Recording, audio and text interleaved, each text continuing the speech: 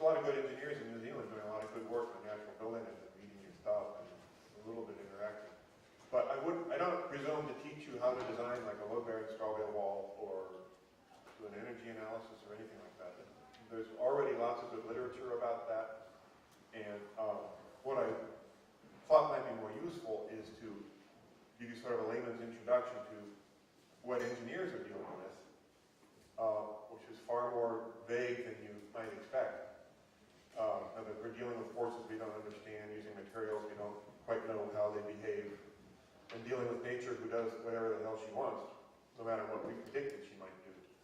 So it's quite a bit of an art to it, and I wanted to give you some sense of how engineers came about doing what we do, trying to bring some rigor to thinking about how you do stuff. But to start, and I've heard this from people before, people say, well, I already have a good sense of how to do it. I know how far this board can span for a roof, and I got a sense of what things can do. And you know what? You're right. We do have a profound understanding of how structures behave and how heat moves and everything, because that's how we function as biological beings. If my body didn't understand structure, I couldn't be standing up here in front of you. I would just flop over because it's an enormously complex task to just be standing there. So your body understands a lot, and you already know a lot about how to build. You do have good, strong instincts. But as soon as you get away from a one-story, simple hut type of design, the structure gets more complex, the thermodynamics get more complex for keeping yourself comfortable, things get more complex. And if you want to build something bigger, you have to bring a little more rigor to it. You can't just trial and error. I mean, people did do trial and error. A lot of the cathedrals of Europe fell down because they were trying things and it didn't work. It fell down and tried something else. But not the greatest way to go about building. So arose engineering. Having been engineering with natural materials for 25 years now, I've encountered some myths, like unicorns, that recur or persist and stay around in natural buildings. This is one that came out of the States, a book, The Straw Bale House, came out 20 years ago. And David Eisenberg put this thing in there about it. They only cost $10 a square foot. Setting this very unrealistic expectation for everybody. And it was based on some owner-builder in Arizona who scrounged all sorts of materials. He and his wife built themselves a little home, paid themselves nothing for their efforts, and their total cash outlay was $10 a square foot. 20 hectares per kilogram.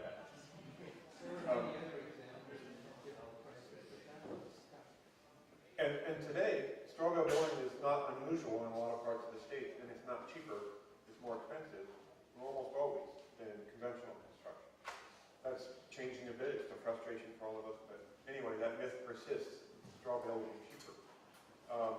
This is a big one. People build with cob or with ground earth or with adobe, and they buy into this myth. Well, they're just really cool and comfortable all summer long and all winter long.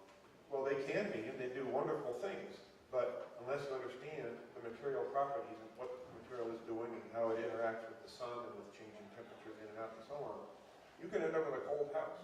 And I'm betting a lot of you have experienced cold earthen houses, or even straw bale houses that weren't done right and didn't work very well. You Kiwis, up in the States, all the cob builders are they're a cult unto themselves sometimes, and they say, well, there's these buildings in New Zealand that survived the earthquake. It's cob buildings, and they did just fine. And I'm sure that that's true. Most of the cob buildings that I know of are somewhat dome-like. They're round, which gives them inherently a lot of strength. But cob, all earthen walls are inherently a terrible material for earthquakes. It just is. And we had a big earthen building conference in the States some years ago. And Marcel Blondet came up from Peru, and he's kind of the granddaddy of seismic research for earthen buildings, a wonderful human being. And he gets up and says, we have to understand, Earth is a terrible building for earthquakes.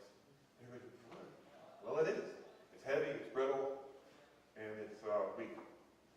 The three worst qualities for seismic design. He says, but most people in the world live in earth buildings, so let's figure out how to make them seismically safe. And then he gives this great talk about what he's learned in many years of research. But they're not inherently, no earth building is inherently earthquake-proof. Anyone ever is stronger than steel, and they put this little asterisk on it, per weight or something. Yes, bamboo is enormously strong, wonderful building material, you can do a lot of cool stuff with it, but it's not stronger than steel, not by a long shot. Another one, a myth that persists. Earthquake buildings are not earthquake proof, and there's a whole lot of work we still need to do to find out how well they can perform. So we've already heard a bunch of it today. Some people just don't like cement. I understand that, but I don't like it. Portland cement is just another building material. And actually, it's fantastic. It's not for nothing. It took over the world 190 years ago when it was invented. It's idiot-proof. You can screw it up in so many ways, and you still get something that's pretty hard and pretty strong. It does all sorts of things that you couldn't do before.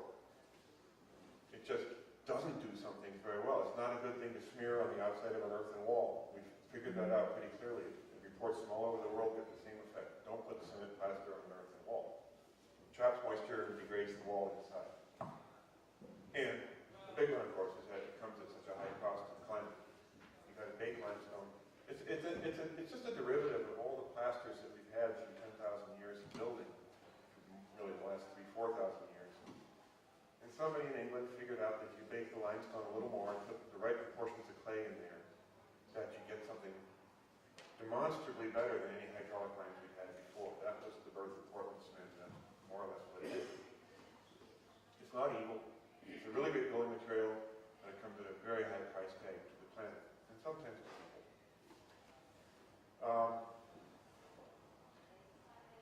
Well, that's another one. Yeah. We tend to do what other people around us are doing, whether other natural builders we know or just in the community around us. Martin, are you here? Some of us worked in Haiti over the last few years. They had a big earthquake in Port-au-Prince 7 years ago. I don't remember now. This was a common form of construction, which, for you engineers, it's like a poor man's waffle slab. They built formwork overhead and then lay down these very cheap concrete blocks that they made, very weak and friable. They even put a little bit of space in between and drop rebar in here and there, kind of haphazardly, pour concrete over the whole thing to get a slab floor, and that's how they built the floor, which is about as effective an earthquake trap as you could build. And 250,000 people died when the ground shook. These things just freaking collapsed. I was standing underneath one a year after the earthquake, taking this picture, wondering, what am I even doing in here? I shouldn't be here. It's just awful. And after the earthquake, they resumed building the same thing. Because that's what people tend to do, just keep doing what they did before. So just doing what everybody else is doing gets you this sometimes, like an earthquake.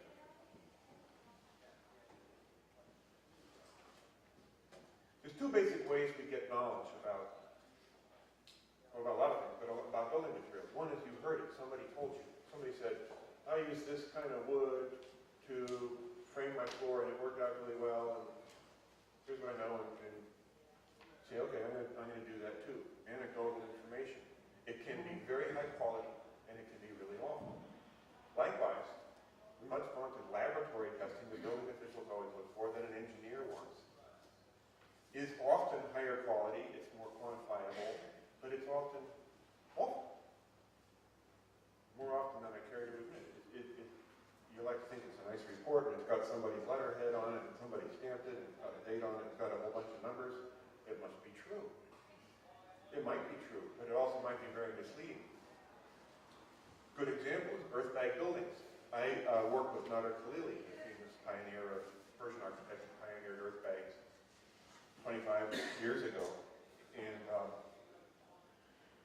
we began working together on a big project in the foothills of the California mountains. And he had just gotten his first permit in Southern California for earth bag structures.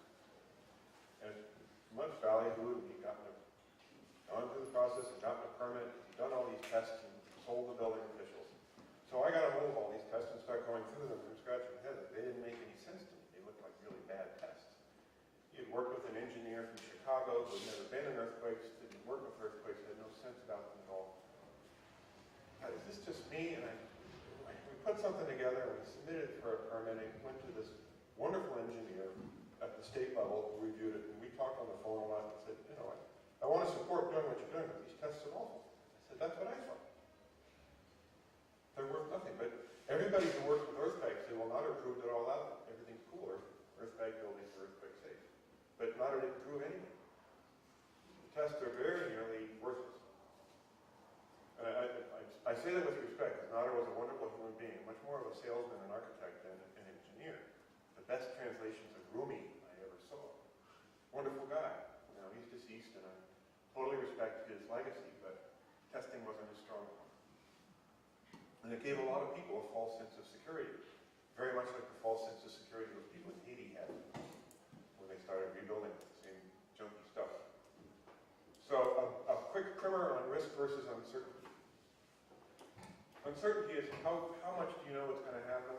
How sure can we be? Is the sun going to come up tomorrow?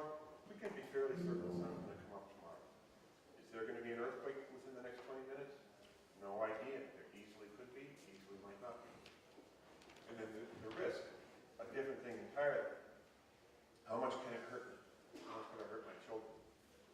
So in building codes, we assign things, categories for all of this. An earthquake is way up in the far right corner. It's the worst. You can't predict it, and it can really hurt people. Fire is only slightly less so. We can predict fire. We can head it off the path by controlling the way we build the building and restrict the amount of fire. Snowstorm, high risk, but very easy to predict. And then there's things like, I call the conference of the birds. If a whole bunch of birds suddenly showed up and landed on your roof, you could never have predicted that, but there's no risk involved. They're just there, and there they are. The floors get dirty, low risk, low uncertainty. It's going to happen, and it's not going to hurt you. The building codes showed up in the States 100 years ago. How long have they been here? When have you had building codes in New Zealand? About 80 years. 80 years? Touch the night the earthquake. Sorry? Touch the night the earthquake. Which is 31. So the first code came out in the States in 1925. Its primary purpose, it was in response to fires, big urban fires that killed lots of people and destroyed buildings. And immediately, it made a huge impact. Right away, we had much safer buildings. The three big risks of fire, earthquake, and sanitation. Now, current building code, the buildings are a lot safer, but not that much. We've driven up the cost quite a lot and only reduced the risk marginally. We're going on to a diminishing returns situation, an asymptotic curve. For example, a little project I worked on, engineering in my area, a friend asked me to come look at something, and I went and looked, and there's this beam in the ceiling holding up a floor and a wall and a hot tub and I don't know what else. And I ran the numbers, and I determined that the beam failed 20 years ago. It couldn't possibly hold the weight that was on it. It was in the process of collapse. It just doesn't look that way. But of course, it was fine. It had been there and gone through all sorts of things, and it was fine. Which says that there's that level of conservatism or factor of safety built into everything that I do as a structural engineer, whether I like it or not. But I have to follow those standards. So we've done a really good job over time of reducing the risk of fire and earthquake and people getting sick from bad water or in one way or another getting poisoned by our own waste or from bad air. We haven't perfected it. We lost 185 people in Christchurch 5 years ago. When the big one strikes in the Bay Area, we're going to lose a lot of people. But we're getting good at it. We have a really good sense now of how to do seismic and safe buildings of every type, how to do fire safety, how to do sanitation. We're really good at it.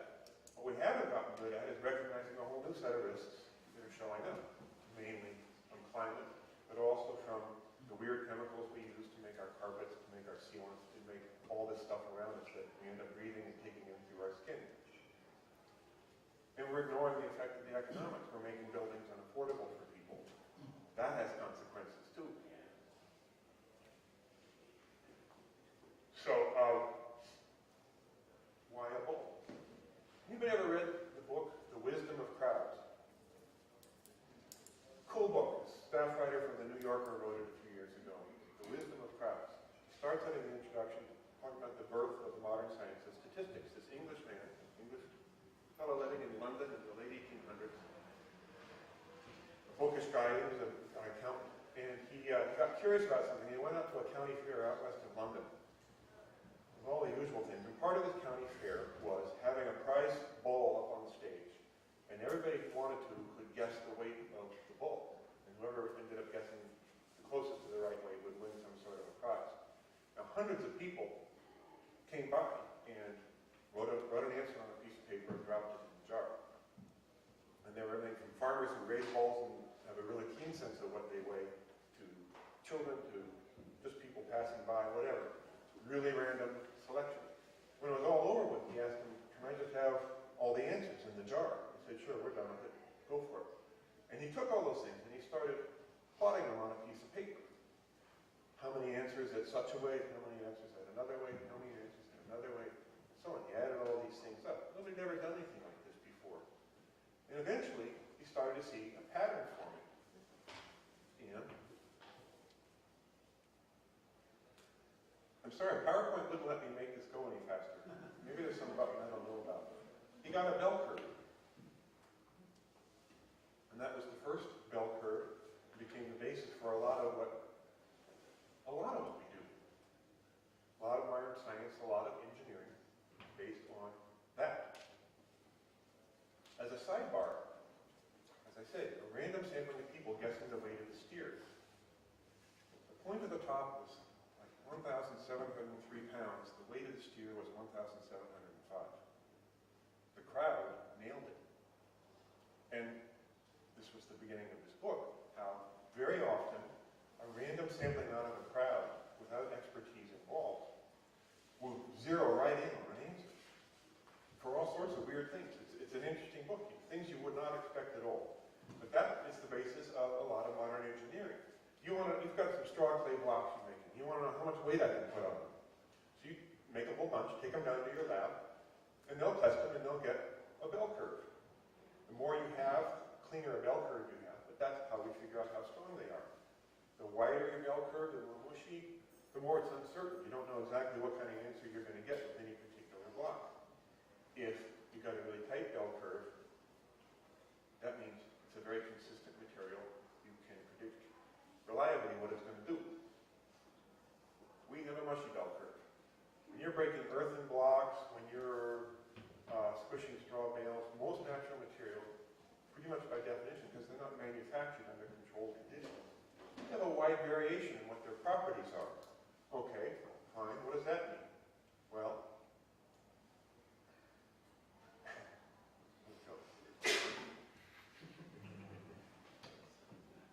if there's no life safety involved, you just take the average. If it's R value, it's the insulation value of straw, typically you don't have a whole lot of tests anyway. You only have one result. But it's fine to just take the average value. But if there's life safety involved, it's quite different. You break a whole bunch, you get a bell curve, and then you choose a number down here. This is what we do in the world of concrete.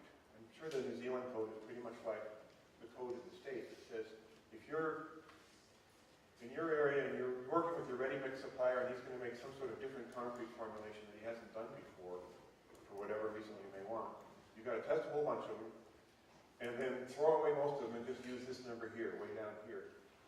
Basically means that I'm designing with this value, I can be pretty confident that what I actually build in the field is going to be at least as strong as that, not weaker out there. And that's pretty much the logic of the code, and it makes sense. And you get more conservative depending on how important or how many lives might end up being at stake. I'm highly simplifying how structural engineers work, because it's this very complex numbers game that gets all baked into the code, the formulas we use. But that's the gist of it. We try to take a conservative number based on what we know and how uncertain the bell curve is. Sometimes you only have one number. We did a fire test on a straw bale, on 2 straw bale walls in Texas 10 years ago. An earth plastered one and a lime cement plastered one. And it's basically just a pass-fail test. It's such an expensive test. It's $15,000 US per test that you just can't do a whole bunch of them. You do one and you pass-fail.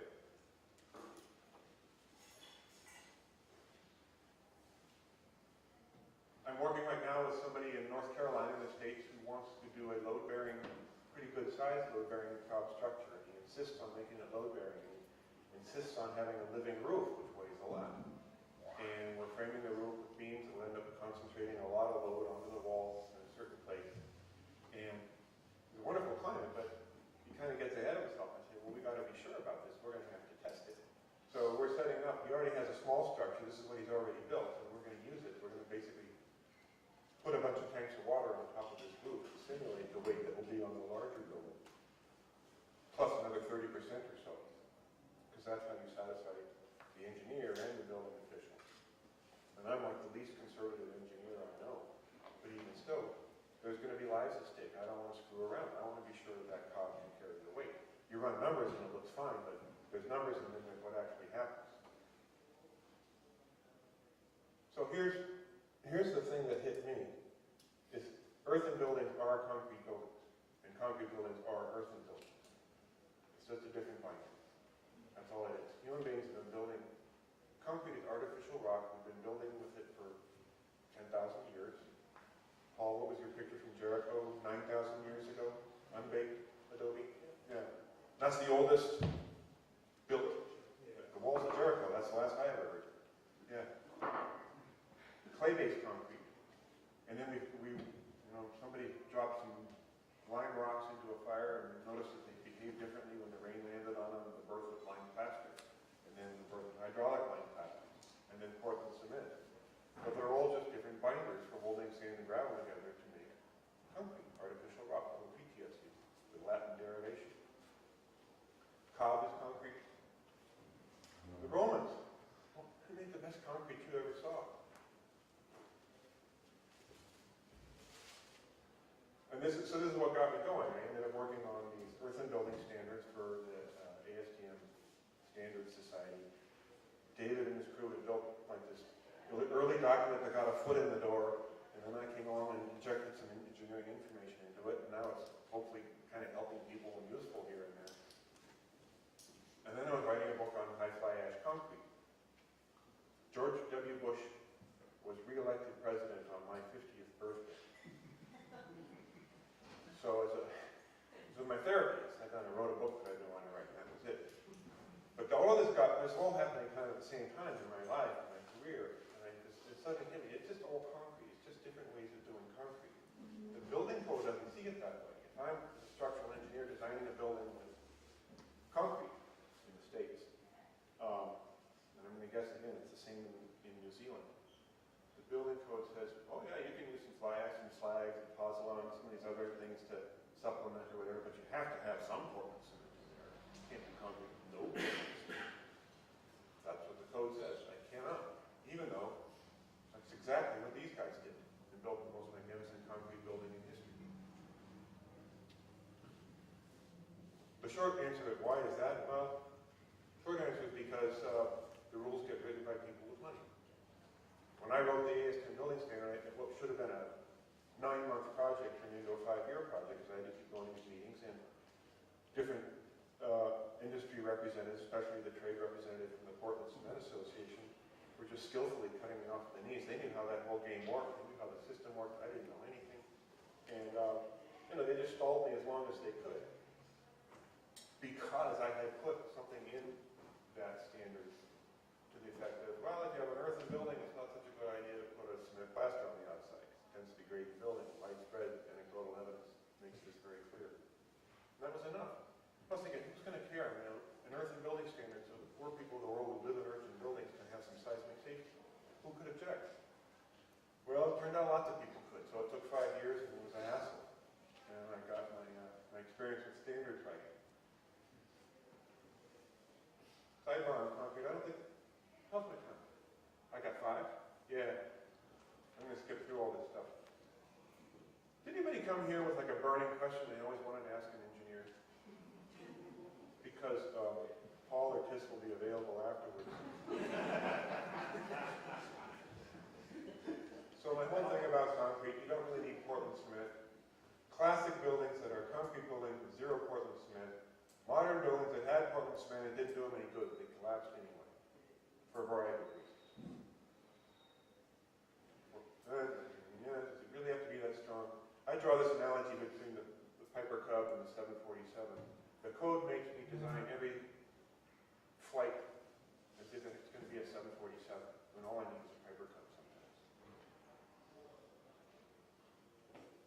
my own definition that I'm vaguely trying to sell to the world is there's three kinds of concrete.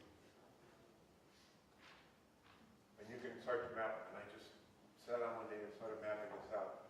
Ordinary concrete, earthen buildings, clay-based concrete, the crappy kind of concrete that gets built in places like Haiti where they don't know what they're doing and they put too much water in it or whatever. And you can compare their compressive strength and their density and start to see how all these things compare to each other. Insulating concretes of various sorts, and then high-strength concretes, i.e. conventional Portland cement concrete, but also rammed earth. You can get high-strength stuff without any Portland cement. But you get the general idea. We need to rethink what concrete is and how we make it.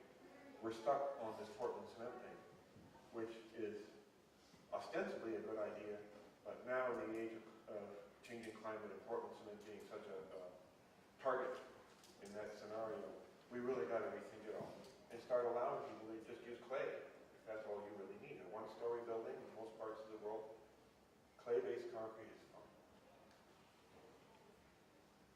And it bears mention, I think this is my last slide. A plastered straw bale building is far more complex than anything else that we engineers have ever had to deal with before. Up until I started working with this, reinforced concrete is really complicated. You're dealing with the interaction of concrete and steel rebar. And the mathematics, the modeling, it gets really complicated. All sorts of weird things are going on. It takes a lot, it's a good chunk of your engineering education to start to get on top of reinforced concrete. This, you've got straw bales, you've got plaster, maybe you have reinforcing in the plaster, maybe you have some kind of reinforcing within the bales, maybe you have a post-and-beam system, it's not a load-bearing system, so now you've got 3-4 different materials all interacting, and how they all interact together just every day, much less in an earthquake, we don't know. And it's going to be decades until we've been able to do enough testing to even have a keen sense of what they do. And by the way, Barbara was saying earlier that her instinct was that a load-bearing straw bale building would be better in an earthquake, and yes, that's correct. I completely agree. If it's done right, if it's not done right, forget it. But that's the same with any material. If it's not done right, forget it. If it's done right, it does a really good job of moving a little bit and absorbing the energy of an earthquake, but not collapsing, which is exactly what we try to do with buildings for seismic design. You don't try to make it rigid and just resist the force. It's not what we do. Try to make it rigid enough that people inside are okay, but move enough, especially tall buildings, that it absorbs the energy of the earthquake, and everybody's okay and everybody's alive. Oh, I was going to start to map at one point where all the research was happening in natural building materials, and it became kind of overwhelming because there's just tons of it all over the place. Here in New Zealand, Australia, etc. Can you see all these things? All these places are places where I personally know people doing really interesting research on bamboo and straw products, earthen building, modified or stabilized earthen building. Tons of stuff happening all over the world. And I set out a few years ago to try to get on top of all that. I was talking to some of my colleagues, like Pete Walker. Well, let's do a book on engineering natural materials. And abandoned the idea almost immediately, number one, because the body of knowledge is growing so rapidly of what we actually know about materials. And because books are not the medium anymore. This is my daughter Lucy, now starting her first year at engineering school in Southern California. And she doesn't like books. And nobody in her generation likes books. You don't see them with books, you don't see them reading books. This is where they hang out, right? They're all hanging out on their pads, and we like to make fun of them because they're always in. But that's their world, and that's not going to change. They're not going to go back to books. This is where their world is. But it's also a gigantic opportunity because we can collect the knowledge about natural building in a way that it keeps up with what's changing. If I tried to print a book today based on what we know, it will be obsolete in a matter of months. Whereas if I can build it up on site and have users contribute to it and review the stuff, users contribute and users vet the knowledge, then we can start to collect all our knowledge about natural building in one place. So this is what, in 2 years' time, long story made short, we built this, buildwelllibrary.org. We decided to call it Build Well Source because Somebody said, no, library's old-fashioned, don't call it a library. But it's there, and if you have a good research paper, somebody did a load-bearing test on a top building, somebody did a seismic shake test, somebody did an insulation value of straw clay, you name it. If it's useful information, or even possibly useful information, please go here, load it up. Doesn't take very long, it's easy to do. And cruise around and check it out. There's some stuff on it now. I have got a stack of DVDs of conference proceedings, and I just haven't even gotten them out to myself, putting on here. But we can have and share with each other our access to our technical knowledge about these materials we're working with, natural building materials. And I think with that, am I done? One more? I have one more slide? Yep. Oh, that's just... Imagine, Paul and Martin are working in Nepal after the earthquake in Nepal. Imagine you go someplace, I don't have my phone with me, you pull out your smartphone and you just say, Siri, what do I got? And Siri says, well, there are deposits of lime in the valley 10 miles north of you. There are deposits of kaolinite clay here, here, and here. Here are the phone numbers of skilled masons in your valley. As far as fibers go, you have to go back down the valley to a lower elevation to find the bamboo growing here. Here's the phone number of the guy who's growing it. And it'll also be right there. Can you imagine? Or even if you're building in New Zealand where you're not removed so much from civilization, but still the same thing. It can all be right there. The technology for doing all that is there right now. But what we as a community of natural builders haven't yet done is realizing that our knowledge base is growing really fast. There's lots of people in a lot of universities in a lot of places, and outside of universities, doing good tests. There are a lot of really bad tests that Paul and I were bemoaning that the history of natural building is full of really bad tests, like Noddard's lilies, and no one to dwell on that, but there's just lots of them. A good test is something that accurately reflects how nature works, and you report it in a way that somebody could pick up your report 50 years from now on the other side of the planet, and replicate what you did and get pretty much the same result. If you don't meet that standard, you're not doing a good test. But there are a lot of good tests, and we know a lot about earth and building. You want to know a lot more? We know a lot more about straw-based building, straw bale building, and so on. But I should go back to the thing. Just write that down. Please go use it. Yeah. Check out the source. Load up any cool stuff you've got so that others can have access to it. You just drag the document in there, type in a few keywords so everybody can find it later on. And that's it. You can build a library